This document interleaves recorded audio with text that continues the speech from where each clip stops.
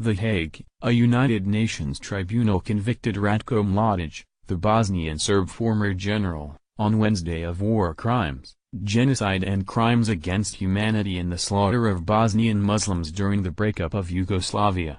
He was sentenced to life in prison. From 1992 to 1995, the tribunal found, Mr. Mladic, 75, was the chief military organizer of the campaign to drive Muslims, Croats and other non-Serbs off their lands to cleave a new homogeneous statelet for Bosnian Serbs. Along with Radovan Karadzic, the Bosnian Serb leader, who was convicted on similar charges last year, Mr. Mladic was found to have orchestrated a campaign of so-called ethnic cleansing that made Bosnia and Herzegovina, a nation of 4.5 million at the time, the site of some of the worst atrocities of Europe's bloody 20th century. The deadliest year of the campaign was 1992, when 45,000 people died, often in their homes, on the streets or in a string of concentration camps. Others perished in the nearly 4-year siege of Sarajevo, the Bosnian capital, where snipers and shelling terrorized residents for more than 3 years, and in the mass executions of 8,000 Muslim men and boys after Mr. Mladic's forces overran the United Nations protected enclave of Srebrenica. Survivors called Mr. Mladic the Butcher of Bosnia.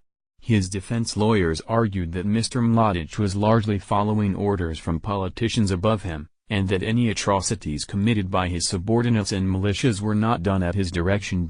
Prosecutors asked for a life sentence for Mr. Mladic. The presiding judge, Alfonsori, agreed, saying that his crimes rank among the most heinous known to humankind. Mr. Mladic's lawyers said they would appeal. Surprising many observers, Mr. Mladic appeared in court on Wednesday, wearing a dark suit and a red tie, as the 3-judge panel handed down its ruling. He sat impassively for the first 45 minutes of the judge's address.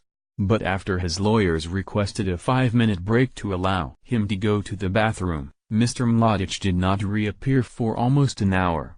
Reporters were told he was having his blood pressure checked. When he returned, he began shouting at the court in a dispute over his blood pressure.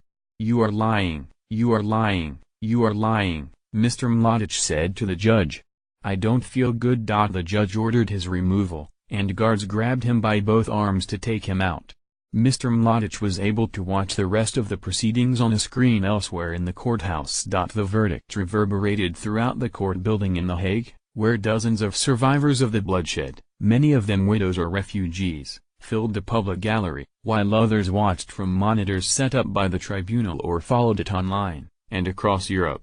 In Sarajevo, people watched in cafes and public areas, but there was little overt celebration. The United Nations Human Rights Chief, Zaid Rad al-Hussein, welcomed Mr. Mladic's conviction as a momentous victory for justice that served notice to perpetrators of crimes, however powerful, that they would not escape justice. Mladic is the epitome of evil, Mr. al-Hussein said in a statement issued by his office in Geneva minutes after the judge pronounced the sentence. The reaction in Serbia, where nationalism is rising once again, was more muted.